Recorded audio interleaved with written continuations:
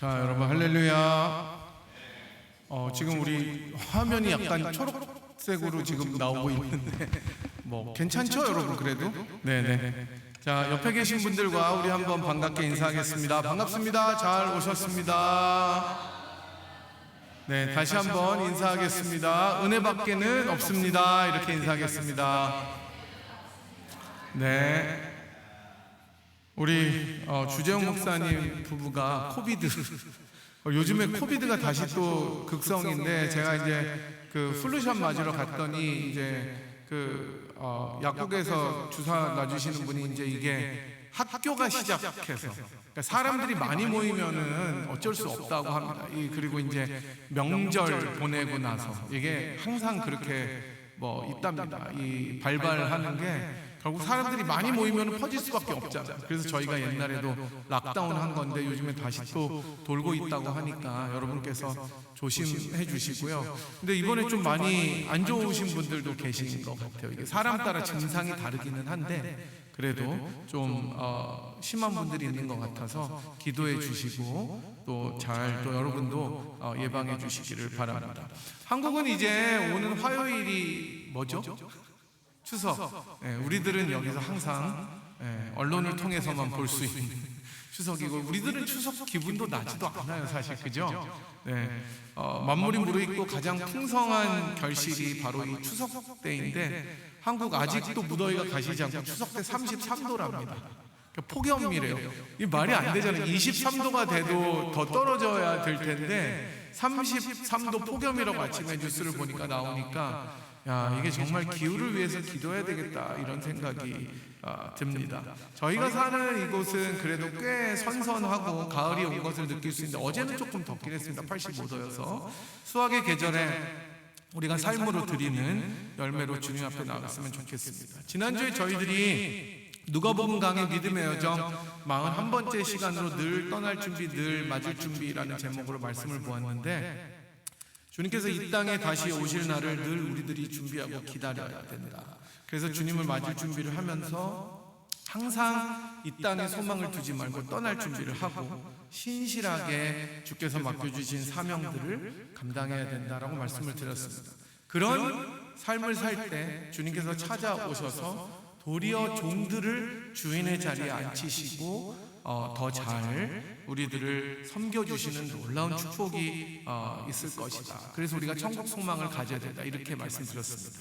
오늘은 믿음의 여정 42번째 시간으로 비극의 거울을 통해 보는 나라는 제목으로 말씀을 살펴보겠습니다. 우리들의 진정한 소망이 무엇이고 이 땅에서 준비하고 살아가는 것을 지난주에 살펴보았다면, 오늘은 진정한 회개가 무엇인지에 대해서 살펴보겠습니다. 여러분, 불과 얼마 전의 일인데요, 지난달, 그러니까 8월이죠. 8월 22일 오후 7시 39분경에 저는 한국에 있었습니다.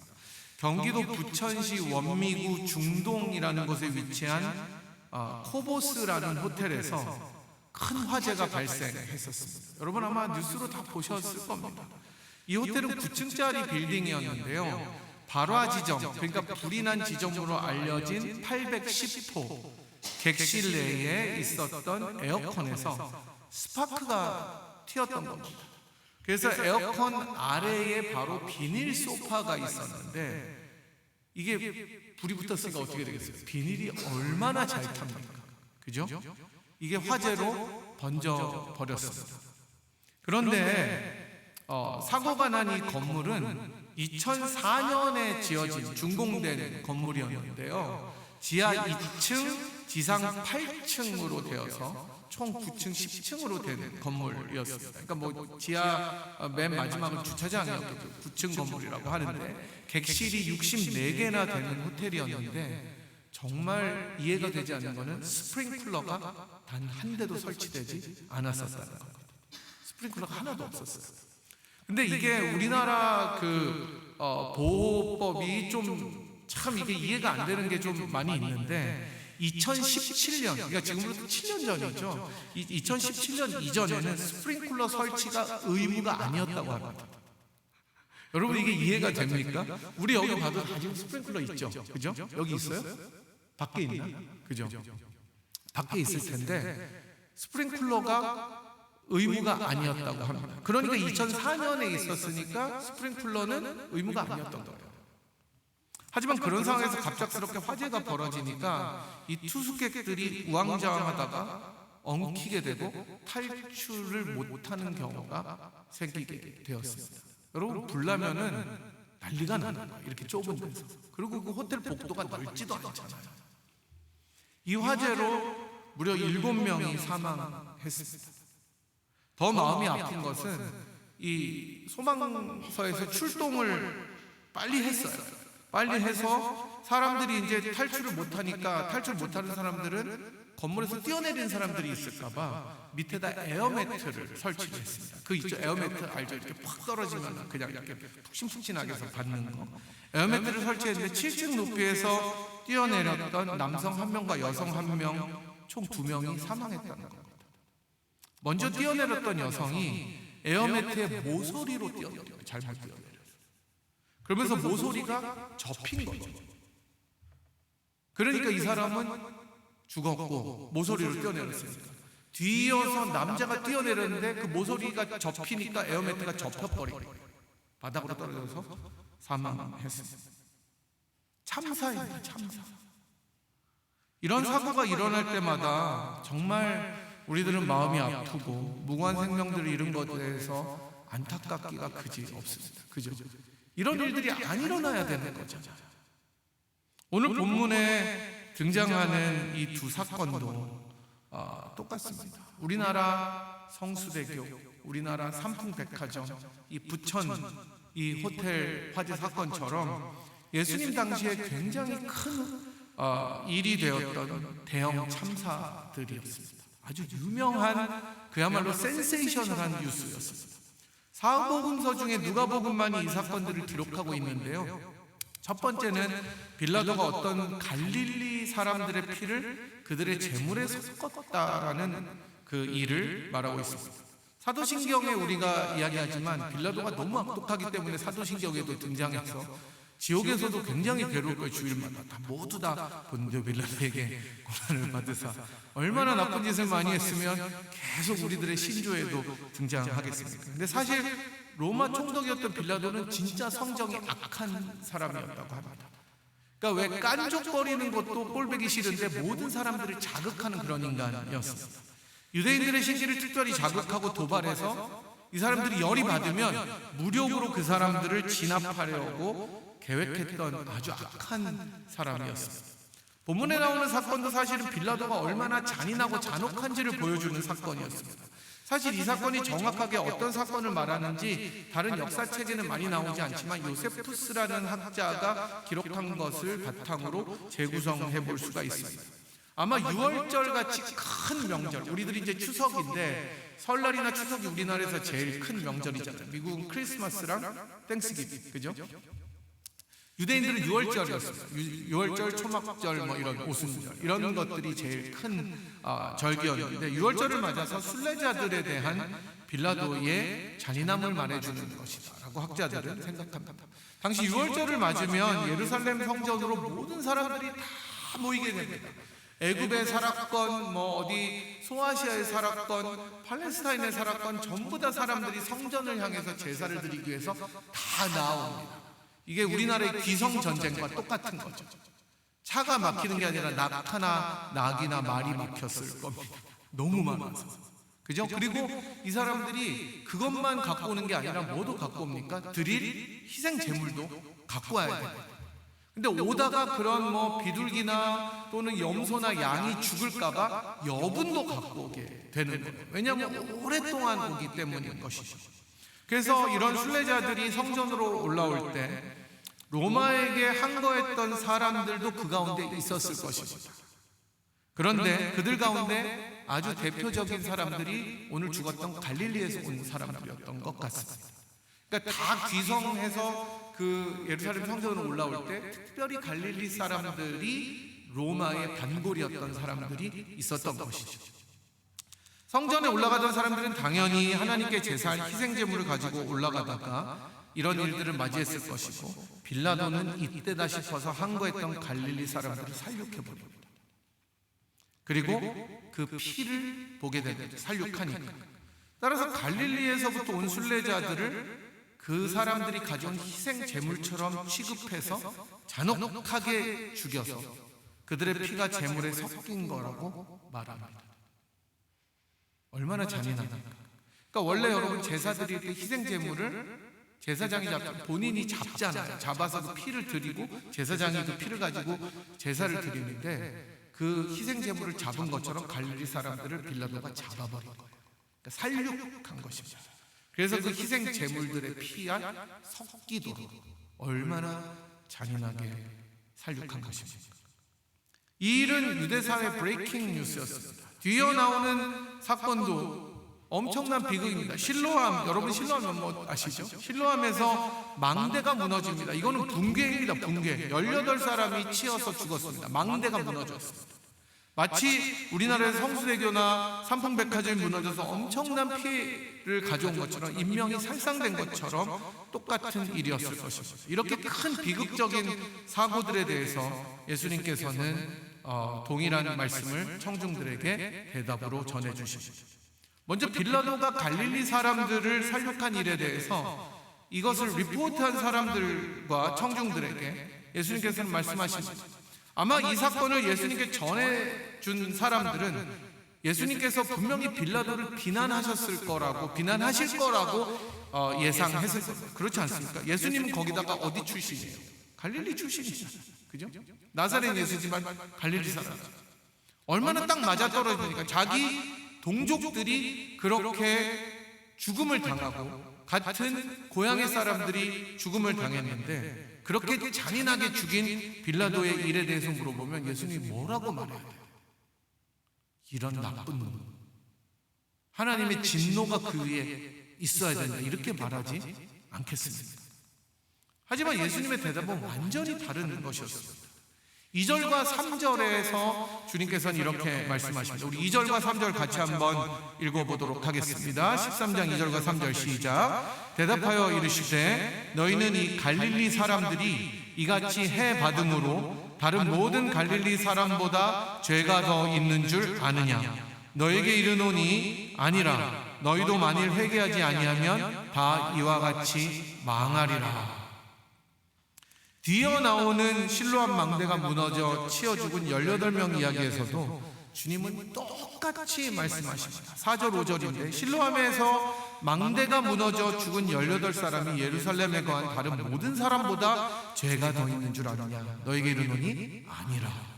너희도 만일 회개하지 않으면 다 이와 같이 망하리라. 대답이 똑같습니다.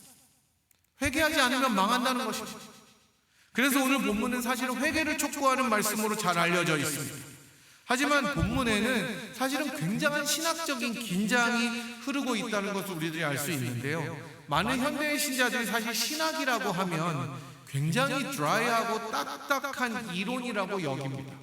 신학 하십니까? 라고 하면은 전문가들이 해야 되는 것으로 알고 있습니다. 하지만 신학이라는 것은 하나님에 대해서 알아가는 공부입니다. 여러분들 다 지금 신학하고 계시는 겁니다. 이게 신학교를 다니지 않을 뿐이지 신학은 하나님에 대해서 아는 것이기 때문입니다. 또한 우리가 가지고 있는 눈, 즉 관점과 가치와 세계관을 결정하는 것이 바로 신학입니다. 어느 한 사건을 바라볼 때 내가 어느 신학을 가지고 있느냐에 따라서 이렇게 보이기도 하고 저렇게도 보이기도 합니다. 그래서 바른 신학과 건강한 신학을 가지는 것이 중요합니다. 같은 일을 보아도 해석하는 관점이나 신학이 다르면 전혀 다른 길을 가기 때문이죠. 우리 주님께서는 먼저 청중들의 잘못된 신학과 관점을 지적해 주십니다. 많은 사람들이 빌라도에 희생당한 이 갈릴리 사람들과 실로암 망대가 무너져 치어 죽은 사람들의 죽음의 원인이 어디 있는지를 살펴볼 때 어디서 찾느냐? 그들의 죄에서 찾았습니다. 이게 얼마나 큰 잘못인지를 주님께서는 지적하십니다. 그런데 사실 예수님 당시를 살았던 사람들은 구약의 세계관 가운데 살고 있었기 때문에요. 그리고 많은 구약의 본문들은 이러한 비극에 대해서 그 원인이 어디 있느냐 이야기할 때 사람들의 죄에 있다고 지적합니다. 잠언이나 출애굽기나 심지어 욥기를 봐도 그렇게 이야기를 합니다. 다시 말하면 죄와 고난은 밀접한 관계를 가지고 있다는 거예요. 여러분들이 고난을 당하는 것은 뭐 때문이다? 죄다라고 구약에서 배웠다는 것이죠. 이런 생각들이 사실은 100% 잘못된 것은 아닙니다. 그럴 때도 있습니다. 우리들의 고난이 죄로 인해서 올 때도 있습니다. 인간이 마주하는 고난들, 질병들, 아픔들, 슬픔들, 비극들은 사실 엄격히 말하면 인간의 죄 때문에 시작된 것입니다. 아담이 잘못해서 하나님과 분리되면서 질병들이 찾아오게 된 거예요. 만약에 우리가 아담이 죄악을 범하지 않고 우리가 죄 짓지 않았다면 질병이 없는 세상에서 살았을 것이기 때문입니다. 하지만 모든 고난과 비극들이 항상 그렇지 않다는 것도 알아야 됩니다. 대표적인 게 누굽니까, 여러분? 대표적인 게 누구예요? 욥이죠. 제가 너무 성격이 급해서 답을 여러분이 하시기 전에 욥 두 번만 했어요. 사실 욥은 죄로 인한 고난을 받은 사람이 아닙니다. 하나님으로부터 애매한 고난을 받고 있었지만 그 친구들은 구약의 세계관 속에 거하면서 그럴 리가 없다고 이야기하면서 욥에게 너가 숨겨진 죄악을 회개하라고 촉구합니다. 그러니까 이 사람들은 너무 당연한 거예요. 네가 죄가 없는데 그 고난을 받을 리가 없다는 거예요. 그래서 그 욥의 한 30장 정도를 욥이랑 싸우는 거예요. 야, 너가 죄가 있으니까 그렇지. 욥은 뭐라고 그래요? 나는 너무 억울하다는 거예요. 내가 하나님 앞에 제사도 다 드리고 제사를 드릴 때 우리 애들이 죄를 지었을까 봐 애들을 위해서도 내가 희생 제물을 드리고 그렇게까지 했는데 이 고난이 찾아오고 아이들은 다 죽고 와이프마저 떠나는 이 참담한 실정에 있는데 내가 무슨 죄가 있느냐고 하소연 합니다. 하지만 그 친구 셋은 계속해서 이야기합니다. 너가 너를 잘 살펴보면 죄가 있을 거야. 얼마나 억울하겠어요. 얼마나 짜증이 나겠어요. 그러니까 욥이 나중에 자기가 태어난 날을 저주합니다. 하지만 마침내 하나님께서 나타나셨을 때 주님께서는 고난의 이유가, 욥이 받는 이 고난의 이유가 욥의 죄악이 있지 아니하다고 말씀하시면서 새 친구들을 책망하십니다.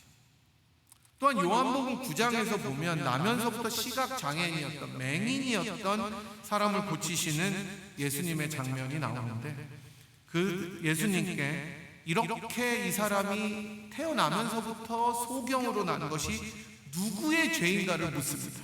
이게 그 사람들이 갖고 있는 거예요. 이 사람이 아예 못 보는데 태어나면서부터 그랬으니까 이 사람의 죄 때문에 그렇습니까? 아니면은 이 사람이 나면서부터 그랬으니까 부모의 죄 때문에 그렇습니까? 그걸 물어보는 거예요. 이게 그 사람들이 가지고 있었던 세계관이었습니다. 그 사람들의 신학이었습니다. 예수님께서는 하지만 대답을 통해서 당시 사람들이 가졌던 이 신학의 그릇됨을 지적하시면서 한 걸음 더 나아가서 청중들이 비극을 바라볼 때 어떠한 태도를 취해야 되는지를 알려주고 계십니다. 이런 사건을 볼 때 누구의 죄인가를 찾아서 왜 저런 일이 일어나는지를 밝히는 것이 아니라 갈릴리 사람들이나 실로암 망대가 무너져서 죽은 사람들은 그들이 죄를 더 지어서 그런 것이 아니라, 물론 일반적인 죄의 결과로 이러한 일들이 일어나는 것은 맞지만 그 사람들이 훨씬 더 이 사람들보다 죄를 더 심각하게 지어서 혹은 덜 의로워서 그런 것이 아니라고 말씀하십니다. 도리어 이런 일은 누구에게나 닥칠 수 있다는 것입니다. 이런 비극 앞에서 취해야 할 태도는 다른 사람들이 왜 이런 일을 당했느냐 물어보는 것이 아니라 내가 그 일을 보고 회개하는 것이 더 중요하다고 주님께서는 말씀하십니다. 엄청난 비극을 보면서 또 이런 소식을 들으면서 마땅히 취해야 될 사람들의 태도는 인간의 죄악이 얼마나 많은 슬픔과 고통을 초래하게 되는지를 깊이 성찰해보고 나 자신을 바라보며 회개하라는 것입니다. 사실 우리 중에 어느 누가 참사를 보면서 저게 내 죄라고 고백하는 사람이 있습니까? 부천 화재 참사를 보면서 여러분 그게 여러분 죄예요? 세월호, 삼풍, 다른 여러 전쟁들을 바라보면서 참사를 바라보면서 저게 내 죄라고 생각하는 신자들이 이 세상에 얼마나 있겠습니까? 대부분의 경우에 가해자를 욕하죠. 저런 나쁜 놈들. 피해자를 동정하죠. 그것으로 끝납니다. 심지어 어떤 악한 사람들은 피해자를 조롱하다가 구속되기도 합니다. 그러나 다른 사람들의 고통과 어려움과 비극은 우리 자신을 돌아봐야 하는 성찰의 지점이라고 주님께서 말씀하십니다. 따라서 예수님께서 제시하시는 바른 신학과 바른 관점은 비극의 원인이 인과응보에 있는 것이 아니라는 거예요. 업보에 있다는 것이 아닙니다. 불교가 아니에요. 누구든지 회개하지 않으면 이 비극보다 더 큰 심판을 당할 수도 있다는 겁니다. 이게 얼마나 무서운 말씀입니까? 나를 돌아보는 기회를 그러니 가지라는 겁니다. 다시 말하면 비극은 나를 성찰할 수 있는 거울이다. 오늘 제목처럼 비극의 거울을 통해서 바라보는 나, 이것이 초점이라는 말입니다. 그리고 그렇게 돌아보면서 회개하라는 겁니다. 비극의 주인공이 내가 아니라서 다행이지만 그럼에도 불구하고 회개하지 않는 영혼이라면 더 무서운 심판이 기다리고 있을 것이다. 조나단 에드워드는 영적 대각성의 중심에 서 있었던 19세기의 유명한 부흥 설교자 목사님이었습니다. 그가 했던 유명한 설교 중에 제목이 하나님의 진노 아래 놓인 죄인들이라는 제목의 설교가 있습니다.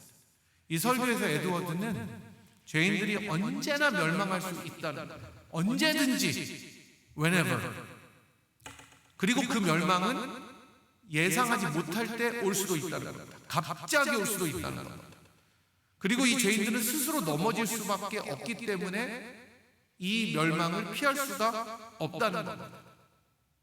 하지만 이 사람들이 왜 멸망하지 않고 있냐, 아직까지? 하나님이 정하신 때가 임하지 않았기 때문인 겁니다. 그래서 여기서 유명한 비유가 하나님 손에 거미가 붙어 있는 거죠. 우리들의 손에 거미가 붙어 있는 거죠. 그 줄이 달랑달랑 하잖아요. 거미줄이 얼마나 위태롭습니까? 우리가 탁 털면 어떻게 돼요? 끝나죠. 하나님께서 그렇게 멸망치 않고 보호하고 계시는 거예요. 그런데 하나님의 인내의 깊이가 다 차면 어떻게 됩니까? 그걸 털어버리면 끝난다는 겁니다.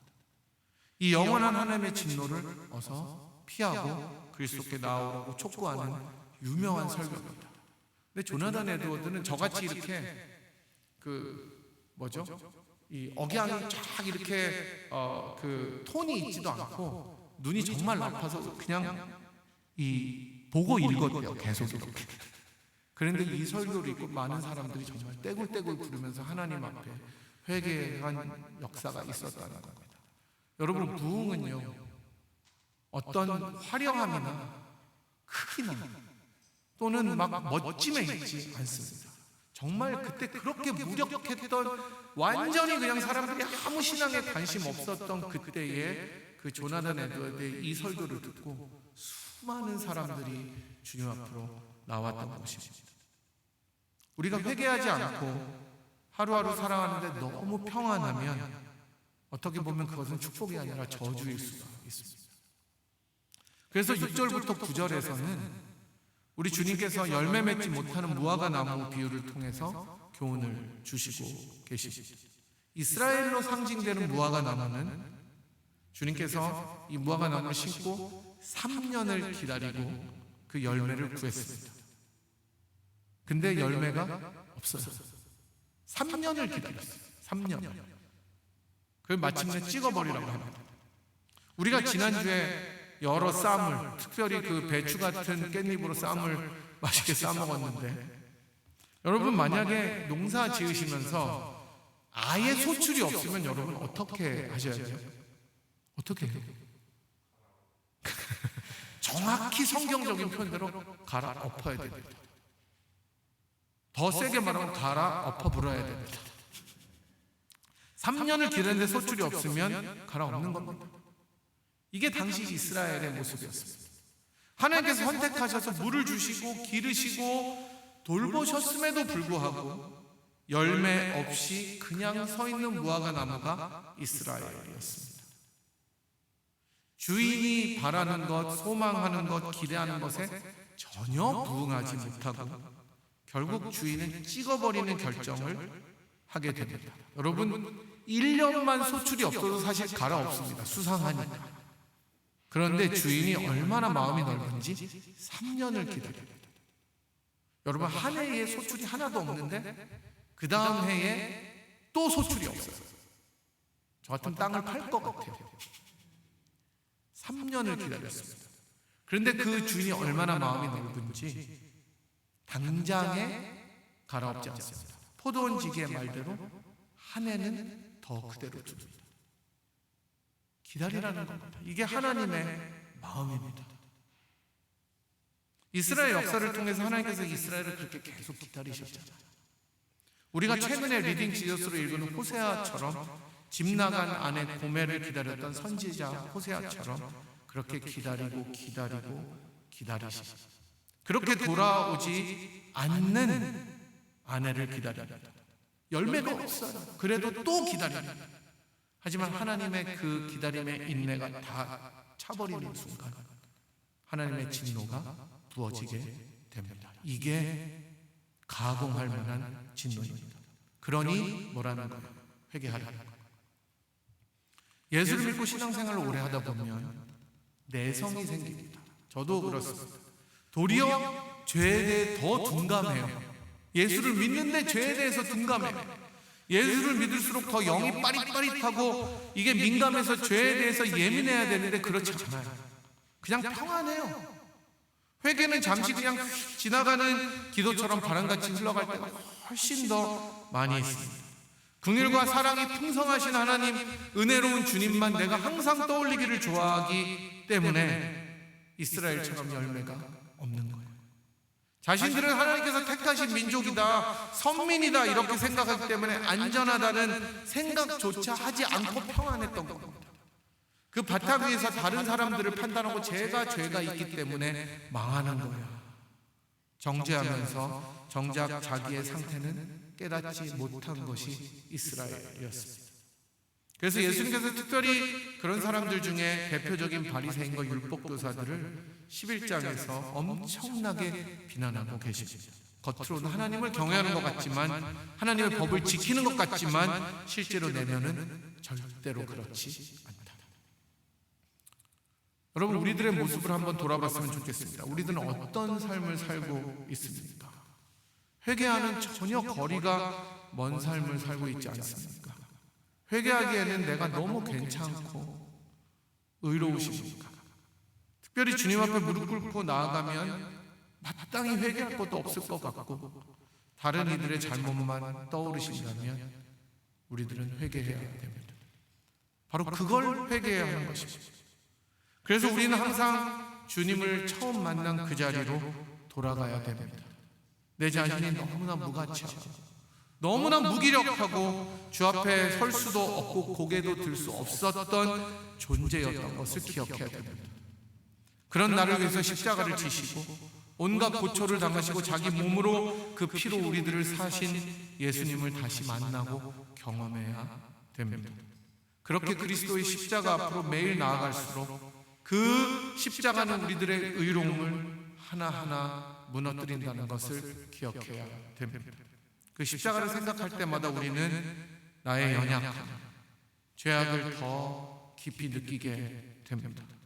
현대를 살아가는 우리들에게 어쩌면 이런 사실들은 굉장히 버거울 수가 있습니다. 왜 이렇게까지 하나 싶기도 할 수 있을 수 있습니다. 하지만 심지어 우리가 아직 회개하지 못하고 열매 맺지 못할 때, 아니 아예 그런 것에 관심조차 없을 때에, 자신을 위해서 살아갈 때에 저와 여러분들을 위해 고초당하고 십자가를 기꺼이 지신 그 예수님을 생각해 보십시오.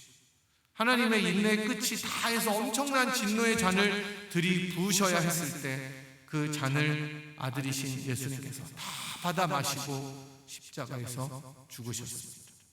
그래서 요한계시록 2장 5절에서는 에베소 교회에게 주님께서 말씀하십니다. 그러므로 어디서 떨어졌는지를 생각하고 회개하여 처음 행위를 가지라.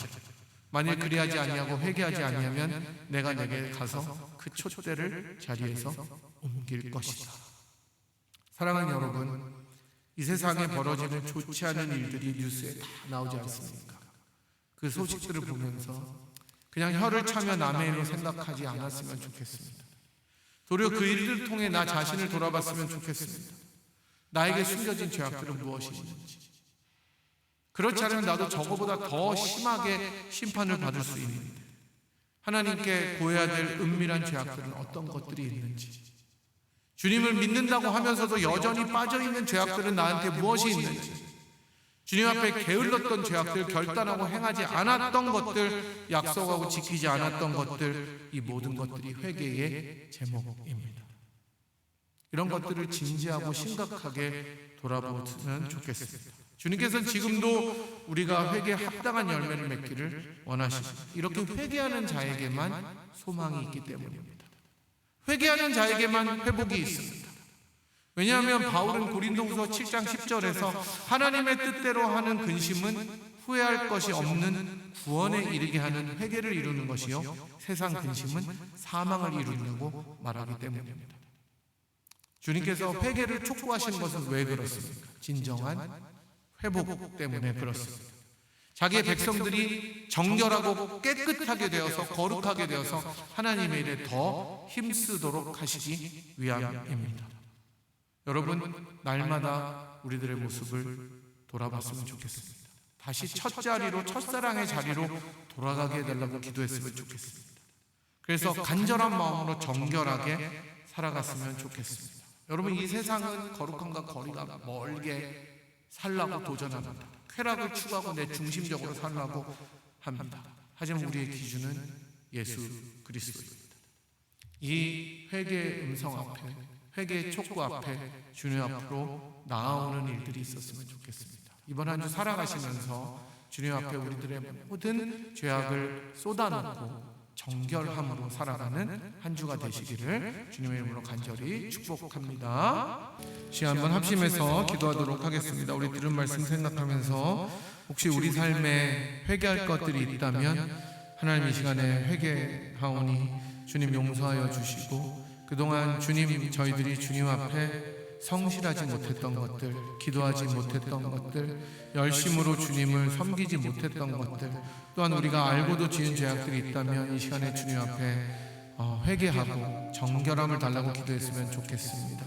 그리고 이 세상에 일어나는 많은 일들을 보며 우리가 우리를 성찰하는 지혜를 가질 수 있도록 도와주시고, 그러한 회개를 통하여 진정한 회복과 기쁨이 다시 한번 우리들에게 찾아오는 역사가 있게 해달라고 주여 한번 크게 부르시고 우리 주님 앞에 기도하도록 하겠습니다. 하나님 아버지, 오늘은 저희들이 누가복음 13장의 말씀을 통하여 비극의 거울을 통해서 우리들이 무엇을 성찰하고 생각해야 되는지를 살펴보았습니다. 하나님, 우리가 이 땅에 일어나는 많은 참사들과 비극을 보면서 그저 가해자들을 욕하고 피해자들을 동정하는 데 그치는 것이 아니라 그것을 통하여 우리들의 자신의 모습을 돌아볼 수 있도록 인도하여 주시기를 기도합니다. 하나님, 우리가 정말로 살아가며 많은 죄악들을 짓지만 어쩌면 그런 죄악들에 무감각하여진 저희들의 모습을 바라보게 되는데, 하나님, 우리가 정말로 주님 앞에 죄악에 민감한 자들이 될 수 있도록 도와주셔서 날마다 우리들의 죄악을 주님 앞에 회개하는 인생을 살 수 있도록 축복하여 주시옵소서. 주님, 우리가 주님을 가까이 할 때마다 우리들의 죄악의 깊이와 높이가 얼마나 큰지를 깨닫게 도와주셔서 날마다 주님 앞에 참회하며 통회하는 심령으로 나갈 수 있도록 도와주시옵시고, 그럴 때 우리들을 진정으로 회복시켜 주셔서 주님의 도구로 사용하시는 주님의 은혜를 맛보는 분이엘의 권속들이 될 수 있도록 인도하여 주시옵시고, 회개를 모르는 이 패역한 시대 가운데 참된 회개의 열매를 맺는 저희 모두가 되도록 저희 한 사람 한 사람을 지켜 주시옵소서. 지금은 우리를 위하여 이 땅에 오셔서 우리들의 죄악을 담당하시고 구속하여 주신 우리 구주 예수 그리스도의 무한하신 은혜와 그 아들을 아끼지 아니하시고 우리 모두를 위하여 내어주신 하나님 아버지의 극진하신 사랑하심과 성령 하나님의 위로 교통 충만하심이 회개의 열매를 맺고 거룩함을 사모하며 주님의 마음을 기쁘게 해드리고 열매를 맺기를 소망하며 돌아가는 이 자리에 함께한 주님의 백성들 한 분 한 분 머리 위에와 사랑하는 분이엘 제단 위에 지금부터 영원토록 함께 하시기를 간절히 축원하옵나이다. 아멘.